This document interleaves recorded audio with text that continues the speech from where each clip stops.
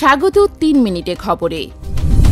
সঠিক তথ্যে ভোটার হব, নির্বাচনে ভোট দেব, এই প্রতিবাদ্য সামনে রেখে সারা দেশে বাড়ি বাড়ি গিয়ে ভোটার তালিকা হালনাগাদ শুরু করেছে নির্বাচন কমিশন। সোমবার সকালে ঢাকা জেলা সাভার উপজেলা পরিষদ মিলনায়তনে এই কার্যক্রমের উদ্বোধন করেন প্রধান নির্বাচন কমিশনার এএমএম নাসির উদ্দিন। এ সময় সব অনিয়মের বিরুদ্ধে জনগণকে সামাজিক ও জনপ্রতিরোধ গড়ে তোলার আহ্বান জানান তিনি। এবার নির্বাচনের নামে কোনো প্রহসন হবে না বলেও মন্তব্য করেন সিইসি। এবার ২০০৮ সালের ১ জানুয়ারি বা তার আগে যাদের জন্ম তাদের সবাইকে ভোটার তালিকায় অন্তর্ভুক্ত করা হবে, অর্থাৎ ১৮ বছর বয়স হওয়ার আগে তারা ভোটার তালিকায় অন্তর্ভুক্ত হবেন। আগামী ৩রা ফেব্রুয়ারি পর্যন্ত চলবে প্রাথমিক তথ্য সংগ্রহ। পরে ভোটারদের বায়োমেট্রিক তথ্য গ্রহণ সহ নিবন্ধন সম্পূর্ণ হবে স্থানীয় কেন্দ্রে। এই প্রক্রিয়া চলবে ৫ ফেব্রুয়ারি থেকে ১১ এপ্রিল পর্যন্ত।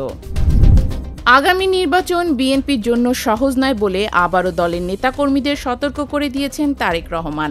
রবিবার বিকালে বিএনপির আলোচনা সভায় লন্ডন থেকে ভার্চুয়ালি যুক্ত দলের ভারপ্রাপ্ত চেয়ারম্যান বলেন, কে ছোট নেতা, কে গ্রামের নেতা, কে ইউনিয়নের নেতা, কে বড় নেতা সেটি কোনো বিষয় নয়। এখন সবাইকে ঐক্যবদ্ধ থাকতে হবে, অন্যায়ের বিরুদ্ধে প্রতিরোধ করতে হবে।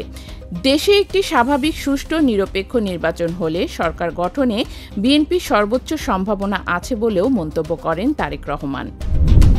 জয়েন্ট ইন্টারোগেশন সেল, যা আয়নাঘর নামে পরিচিত, যেগুলো পরিদর্শনের সিদ্ধান্ত নিয়েছেন প্রধান উপদেষ্টা ডক্টর মোহাম্মদ ইউনূস।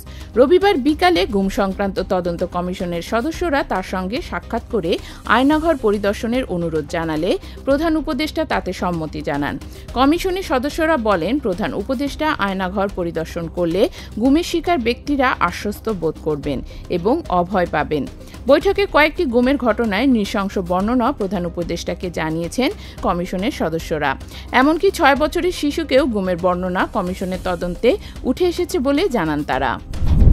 ফ্যাসিবাদের বিভিন্ন শাখা প্রশাখা আবার সক্রিয় হচ্ছে বলে মন্তব্য করেছেন অন্তর্বর্তী সরকারের দপ্তরবিহীন উপদেষ্টা মাহফুজ আলম। রবিবার রাতে নিজের ভেরিফাইড ফেসবুক ওয়ালে তিনি লিখেছেন, পুরনো ভাবাদর্শিক বন্দোবস্ত সক্রিয় হয়ে গেছে। কালচারাল ফ্যাসিজম এবং পুরাতন অর্থনৈতিক বন্দোবস্তের বিরুদ্ধে সবার নিরন্তর লড়াই প্রয়োজন। সামাজিক ফ্যাসিবাদ বনাম সেকুলারিস্ট শক্তির ছদ্ম খেলা নস্যাৎ করে দেয়া দরকার, নইলে এই দুই শক্তি এ প্রজন্মকে হত্যাযোগ্য করে তুলবে। মাহফুজ লিখেছেন, শাপলা শাহবাগ ফেরত আনার চেষ্টা হচ্ছে। মুজিববাদী প্যারাডাইম আর ইতিহাস তত্ত্ব আবার সক্রিয় হচ্ছে। অন্তর্বর্তী সরকার ১৫০টির বেশি আন্দোলন মোকাবেলা করেছে উল্লেখ করে মাহফুজ আলম লিখেছেন, সরকার অর্থনীতিকে খাদের কিনারে যাওয়া থেকে রক্ষা করেছে, আগ্রাসী পররাষ্ট্রনীতির বিরুদ্ধে বুক চিতিয়ে দাঁড়িয়ে আছে। জুলাই বিরোধী শক্তিকে সতর্ক করে এই উপদেষ্টা প্রশ্ন রেখেছেন, জুলাইয়ের মিত্র সেজে জুলাইয়ের পিঠে ছুরি চালানো হন্তারকেরা পালাবেন কোথায়?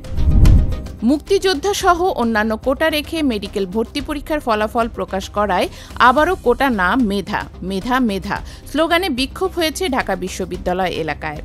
রবিবার রাতে প্রকাশিত ফলাফলকে বৈষম্যমূলক দাবি করে রাজধানীর কেন্দ্রীয় শহীদ মিনারে বিক্ষোভ করেন ঢাকা বিশ্ববিদ্যালয় ও ঢাকা মেডিকেল কলেজের বেশ কিছু শিক্ষার্থী। তারা ফল বাতিলের দাবিও তুলেছেন। সরকারি চাকরিতে কোটার বিরোধিতা করে ২০২৪ সালের জুন জুলাইয়ের বৈষম্য বিরোধী ছাত্র আন্দোলনের কোটা সংস্কার আন্দোলনের সময় কোটা না মেধা এই স্লোগান দেয়া হয়েছে।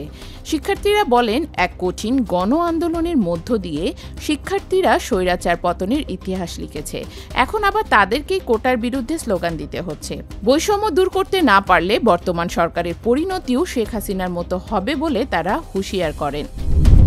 দ্বিতীয়বারের মতো যুক্তরাষ্ট্রের প্রেসিডেন্ট হিসেবে আজ শপথ নিচ্ছেন ডোনাল্ড ট্রাম্প। বাংলাদেশ সময় রাত 10:30টায় আনুষ্ঠানিকতা শুরু হওয়ার কথা রয়েছে। যুক্তরাষ্ট্রের ৪৭তম প্রেসিডেন্ট হিসেবে শপথ নেবেন ট্রাম্প। মার্কিন সংবিধানের ২০তম সংশোধনী অনুযায়ী প্রেসিডেন্টের ৪ বছরের মেয়াদ শেষ হয় ২০ জানুয়ারি দুপুরে এবং এরপরেই নবনির্বাচিত প্রেসিডেন্ট শপথ গ্রহণ করেন। প্রথমে শপথ গ্রহণের অনুষ্ঠান স্থান ইউএস ক্যাপিটালের পশ্চিম দিকের সামনের অংশে নির্ধারণ করা হয়েছিল, কিন্তু সোমবার ওয়াশিংটনের শীতল তাপমাত্রার কারণে অনুষ্ঠানটি ক্যাপিটাল রোটুন্ডার ভেতরে স্থানান্তর করার সিদ্ধান্ত নেওয়া হয়। উদ্বোধনী অনুষ্ঠান কতক্ষণ চলবে তা নির্দিষ্ট নয়, তবে এর আগে ট্রাম্প এবং বাইডেনের শপথ গ্রহণ অনুষ্ঠান প্রায় ১ ঘন্টা স্থায়ী হয়েছিল। ধন্যবাদ এতক্ষণ সাথে থাকার জন্য।